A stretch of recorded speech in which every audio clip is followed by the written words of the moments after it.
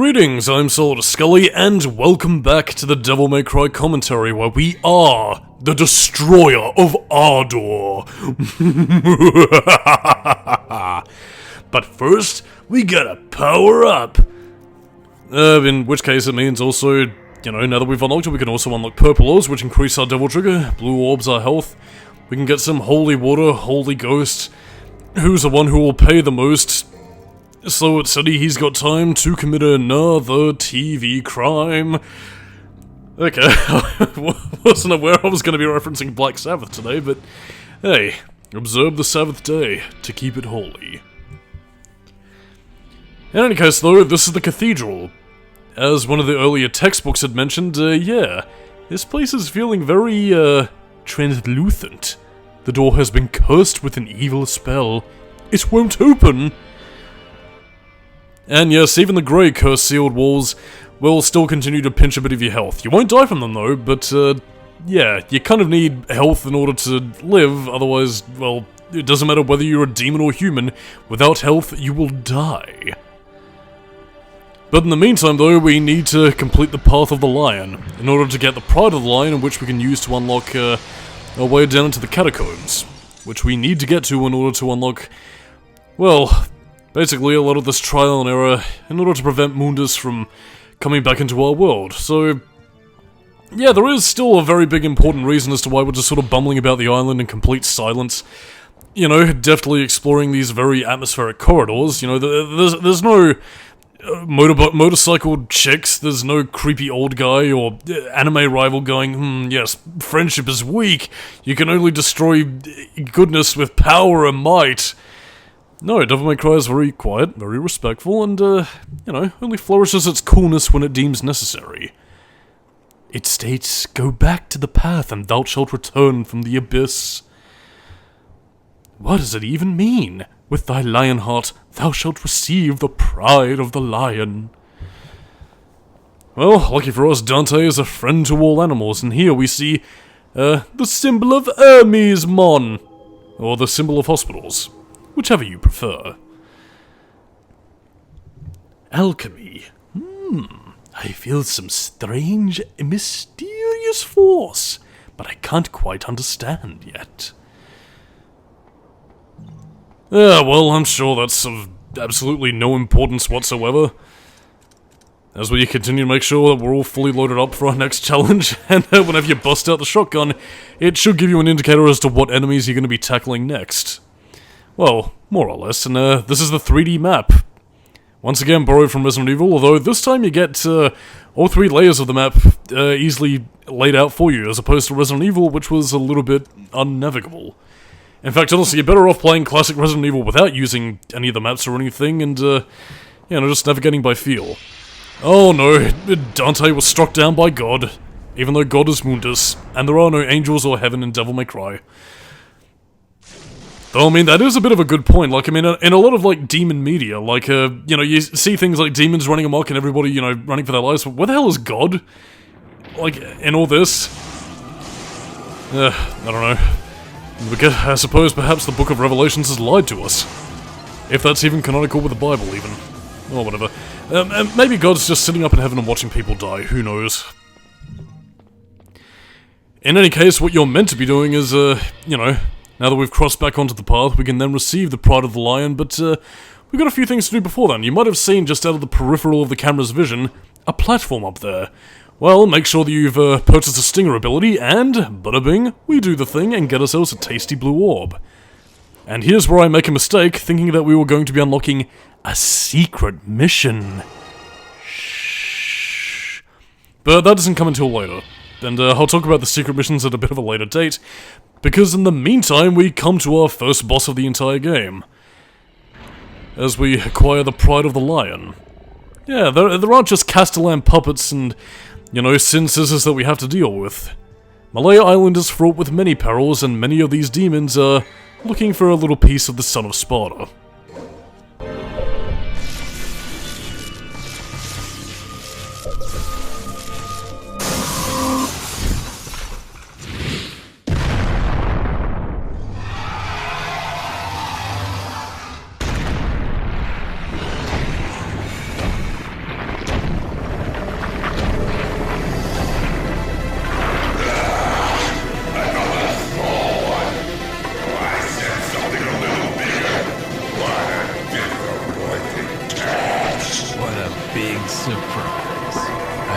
sick you got something inside that big body of yours.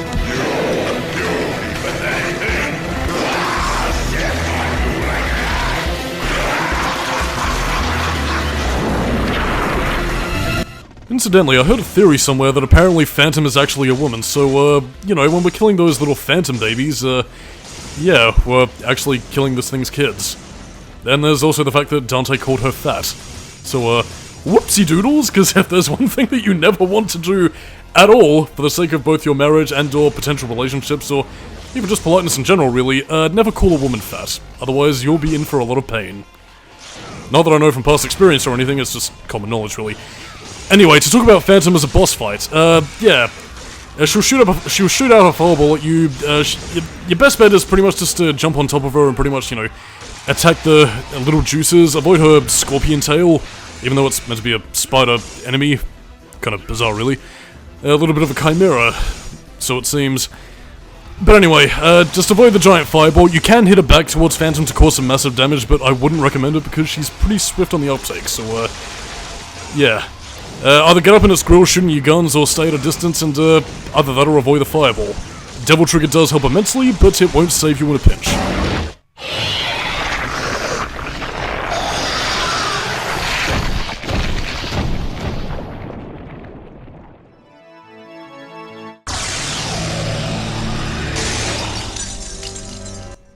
Now, Phantom does hit fairly hard, and, well, yeah, this might be the potential point of the game where, you know, easy mode is now selectable, as fans of the Devil May Cry series would know all too well, but yeah. In the meantime, however, yeah, we'll have plenty of other opportunities to talk about Phantom, but yeah, she can be a bit of a powerful boss fight, and, well, just make sure that you're on the upkeep of, you know, playing defensively, but also knowing when and which opportunities to strike. And, these are the secret missions. I was intending to do all of them, but I ended up failing and missing a few here and there, and eventually, what was once going to be my grand plan to get all of them completed so we could get all the health upgrades, ended up turning into a thing of like, okay, like, oh, okay, look, maybe I'll miss this one, but I'll at least show off all of them. Then I ended up missing one of them, and then I was just like, oh, fuck it, it's all gone to pot. My poor Devil May Cry commentary. Ruined! Oh, well, maybe this was my penalty for making fun of Keegan Stormblade for playing with Super Dante. Whatever. Anyway, basically this was meant to be the sort of stratagem that I was talking about before with the Sin Scissors. You basically need to make sure that you hit the scissors at the right peak when it's about to attack Dante, and then you, well, shoot the Sin Scissors right then and there. And I swear to God that I did it the first time here, but it still counted as a mission fail for some reason, which I don't know why. Is it because I technically hit the mist and it doesn't technically count that as, you know, killing the Sin Scissor in one hit? I don't get that. It's, Anyway, the point is that I spend a lot more time doing this than I probably should have been, and, yeah, as a result of that, fuck, did I leave the whole thing in? Oh shit, I did. Queast. But anyway, I guess I might as well continue talking about this as, you know, anything else really. Yeah. In terms of, you know, what the water is, you can see right here that it's draining Dante's health. Yeah, well, the water does drain Dante's health, but similar vein to, you know, the Cursed Steel Walls that'll pretty much reach out a Phantom Hand and try and drain health away, the water itself won't kill you. So, again, and I only learned this because I attempted to show off in a bonus video how to unlock Easy Automatic, which kind of backfired into my face. But, yeah. The water itself doesn't actually kill you, as I later learned. It just drains your health enough so that even one paltry attack can mean the end of Dante. Rather embarrassingly, but hey, Dante was the... Well, I'm not really too sure who was the prodigal child of the Sparta family. Eva and Sparta seem to love Dante and Virgil equally. Well, relatively speaking, I mean, it would take Virgil about, like, 30-something years and 5 games worth of fucking literally everything up before he came to realize that, but hey, better late than never, I suppose. And even in that case, he still abandoned his child to avoid parental responsibility and learning about the world, and, why does anybody even like the classic continuity Virgil again? I have no fucking idea. He's treated as a very tragic character in this game, and only this game. So that probably says all that you need to know about Virgil in this one. Well, I mean, at the very least, my opinions of them. But yeah, I spend a lot longer than I should on this, so, you know what? Get it? Actually, no, what? No, I'm showing off the fucking vital star, so, yeah, that restores your health. Next patient. Yeah, this is pretty much my last attempt before I say fuck it, and, yeah, I feel like the only reason why I ended up getting a C rank for this mission, because I spent 28 minutes trying to get this, and I couldn't fucking do it. I don't know whether it's just because the recording curse is finally kicking in, or if this is just purely because of the fact that I'm getting frustrated at this stage, but... yeah, trying to, you know, basically get the one-hit kill with the sin scissors, it's not as difficult as I'm making it out to be, and technically speaking, I did get it before, both when I fought the sin scissors, you know, back in the Malay Island library, and in turn, even the first time I fucking did this. So, why the hell I failed here? Acqueast. I'm gonna call it stingy game design to save my poor, fragile ego. The only real benefit I really got from this was the fact that I got some additional orbs that I could use to pay for upgrades, but apart from that, it's kind of a wee bit pish, to be honest. Anyway, I'm just gonna let this, rather fantastic music by Masami Ueda stew as I grumble and grouse about my failure. And I suppose, well, I might as well talk about the soundtrack. Masami Ueda of Resident Evil 1, 2, and 3 fame. Yeah, he pretty much composes the soundtrack to this, as well as Beautiful Joe later on, and, honestly, some of his best work. I really love Masami Ueda's soundtrack work for Devil May Cry, and he really does set the right tone. It's, man, it's fucking beautiful atmospheric work, and, I can dig that like a shallow grave. Much like the grave I'm digging for myself, as, Phantom is no doubt digging for me, after that careless insult. But I suppose, speaking of Phantom, it's even worth talking about this in and of itself, like, I mean, the way in which, Dante handles his taunts. Like, I mean, again, I kind of said this in a bit of an offhanded, crass remark before, but I mean, if it was Devil May Cry 3, they would have had like a 5-minute comedy routine of Ruben Langdon doing some improv and then going, yeah, spiders, well, itsy bitsy spider, I'm gonna squish you, chimichangas! You know, whereas Drew Coombs in this portrayal, again, like, you still have that whole, whoa, slow down, babe. But I don't know, it feels more like he's inviting his enemy to a challenge, you know, to a fight, with the same veracity that they challenge him. And again, it makes Dante's appearance in Devil May Cry 1 feel very swordsman-like, as opposed to Devil May Cry 3, which felt very, well, kind of in the same vein of a reboot Dante for 2013. It felt like the 2005 equivalent of Appeal to the Youth, which, yeah, wasn't really something that appealed to me all that much. And that's saying something given my love of the 2000s, so... Acqueast.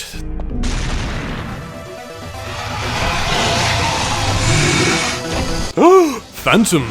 She is back! But thankfully nowhere near as strong as she otherwise would be, so, yeah, use Devil Trigger, take her down, and, you know, get a bit of style points, and, delicious, delicious lava. Rubicante. But in any case, though, now that Malecoda has been defeated, we can continue onwards to new adventure. And, in the meantime, though, this also means tackling more secret missions that I wanted to tackle, but, I mean, I will say, I don't get all of them, but you will be seeing a few of what the secret missions actually entail, and they're basically just little extra objectives you can use to get blue orb fragments and, depending on the mission structure, get additional red orb fragments, so, yeah. Defeat 100 Phantom Babies within the time limit, which basically means whip out Ebony and Ivory as you saw beforehand before you tackled Phantom, and, what's the term used for killing of one's own infants? There's matricide, patricide, fratricide is killing of one's brother, so, I'm not really too sure what it is, but basically we're murdering children. Well, this got incredibly dark. Dante, surely you would have a little bit more respect considering what happened to your family and brother, but, well, I guess all demons aren't created equally. Yeah, but anyway, just, the Phantom Babies don't really offer a lot of red orbs, so, just, yeah, whatever, just pick them off and eat the juicy red demon blood that you can, and, delicious blue orb will be waiting for you when, Dante is, going to demon jail for crimes against Phantom. He killed my babies! And I suppose kind of move on from, well, a little bit more infanticide? Fuck it, I can't remember the words. Yeah, to talk about Phantom. Was she based on any specific demon from the Divine Comedy? Not one as such. I did kind of mention the name in passing, but there was you know, one of the demons described as the Malecoda, the Evil Tail, or the Rubicante, which is the Red Terror, which I believe might have potentially been a mishmash of some of them, but I believe in the tome itself that it's basically meant to be representative of well, basically, you know, the typical, you know, devil horns and pitchfork kind of demons, so I don't think that was technically meant to be it, but I don't know, that's about as close as I could really get. The enemy design of Phantom herself was actually designed based after, well, again, a potential enemy from Resident Evil, actually. Again, very similar design, the only difference is that they trade out the lava for, you know, blood, so I guess potentially that was where Kamiya thought, oh, Red Spider, Red Terror, Evil Tail, Malecoda, fuck it, we have our new enemy for Phantom. Oh, and, we kinda got that down very quickly, but yeah. Same mission of crushing Phantom babies with Dante's feet, don't use any weapons, and that's pretty much all she wrote. And now we can eat all the juicy red orbs we want.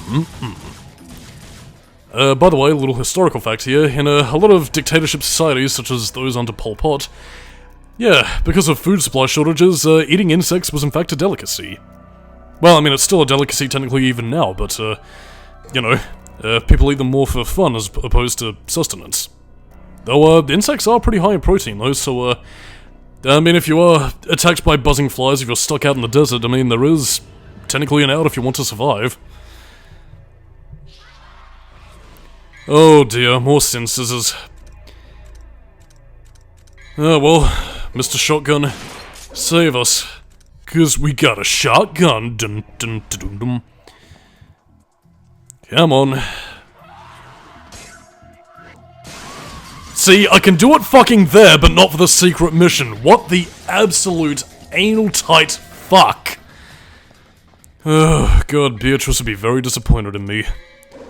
No doubt she'll just lay Dante flat and reduce him to tears as she reads out all of his sins. Like in the Divine Comedy. Oh, well, I mean, I guess Trish technically did that. She threw a motorcycle at Dante, and then threw Force Edge into his chest. And even though Dante still had Devil Trigger power anyway, which we can't actually use with Force Edge.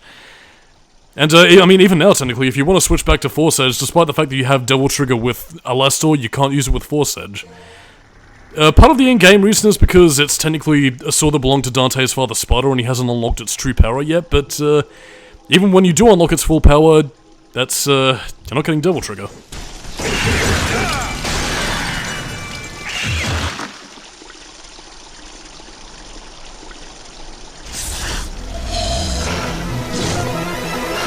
Oh, the shadows.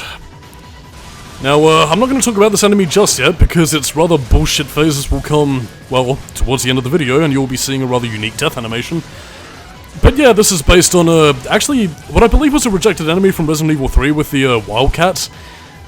But yeah, they're very swift on their feet, they, you know, they can manipulate shadows to sort of, you know, morph into giant claws, morph into a giant spear, which is actually their weak point, because if they morph into a spear, jump on top of that spear, blast the fuck out of them with ebony and ivory, and that pretty much leaves them into their prone state.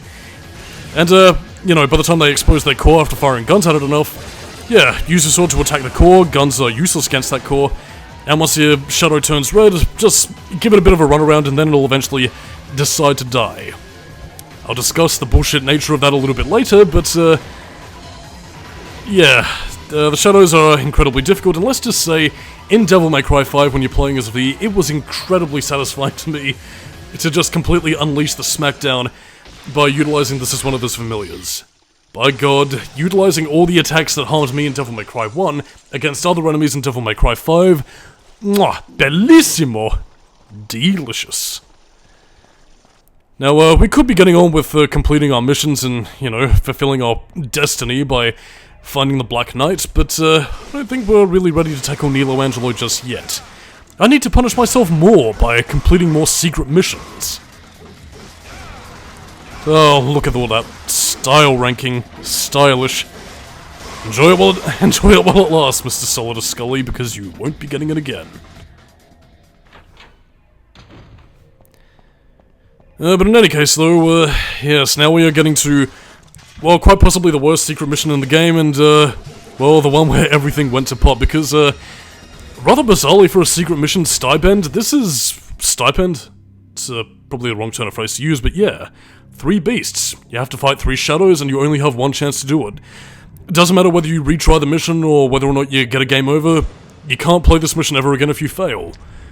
Rather fucking bullshit. I should have utilized a holy water when I had it, but now you're gonna be seeing the part of the problem of fighting against the shadows.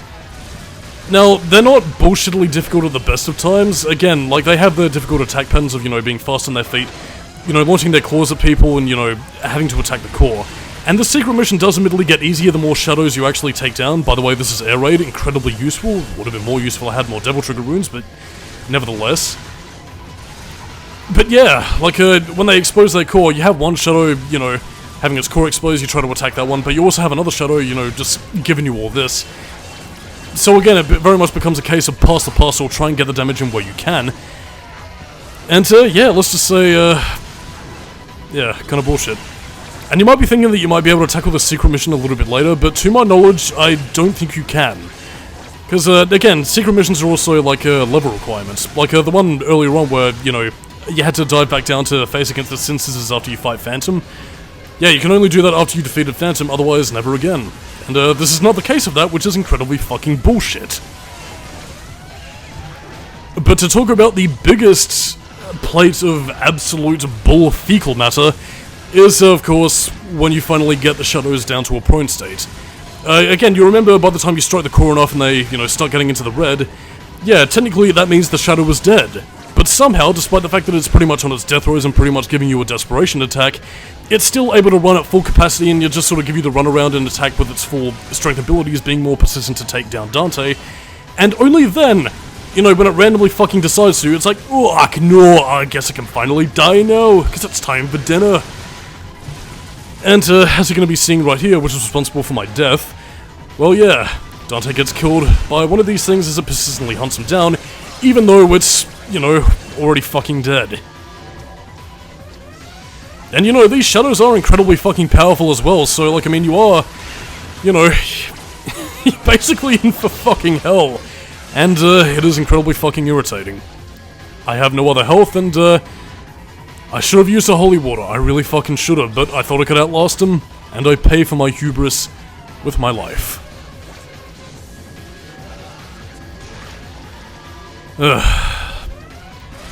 But on the plus side though, I do get to show off the very Resident Evil inspired death animation, so enjoy the downfall of Solidus-Skully.